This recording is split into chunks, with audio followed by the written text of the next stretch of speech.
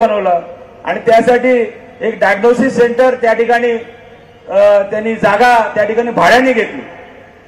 ते शिवसेनेत यावे म्हणून त्यांच्यावरती एवढं प्रेशर आणलं की त्याला भाड्याच्या जागेवर एमआरटीपी लावली होती। भाड्याच्या जागेवर एमआरटीपी लागू शकते का? मालकावर लागू शकते, परंतु मुद्दामून त्यांना त्रास देण्याच्या दृष्टिकोनातून त्यांच्यावरती त्या खोट्या केसेस टाकल्या।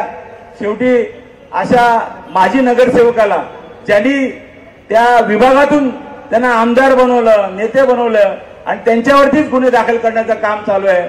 आमच्या इथे मोहिते मॅडम बसलेले आहेत, दिघे साहेबांनी त्यांना झुणका भाकर केंद्र दिलं होतं। त्या झुणका भाकरला सुद्धा त्या ठिकाणी सील लावलं। त्यांच्या मुलाच्या हॉटेलवरती त्या ठिकाणी सर्व कारवाई करून त्याचं सामान जप्त केलं, परंतु यातला एकही शिवसैनिक, एकही पदाधिकारी त्या ठिकाणी कुठे झुकला नाही। आणि म्हणून या सर्वांना मी धन्यवाद देतो। ही जनता सुद्धा उघड्याडोळ्याने बघते आणि येणाऱ्या निवडणुकीमध्ये त्यांची जागा नक्कीच त्या ठिकाणी ही जनता दाखवेल असा विश्वास या ठिकाणी व्यक्त करतो। आणि ही क्रांतीची मशाल ही नक्कीच एक इतिहास घडवेल असा विश्वास या ठिकाणी व्यक्त करून माझे दोन शब्द संपवतो। जय हिंद, जय महाराष्ट्र, वंदे मातरम।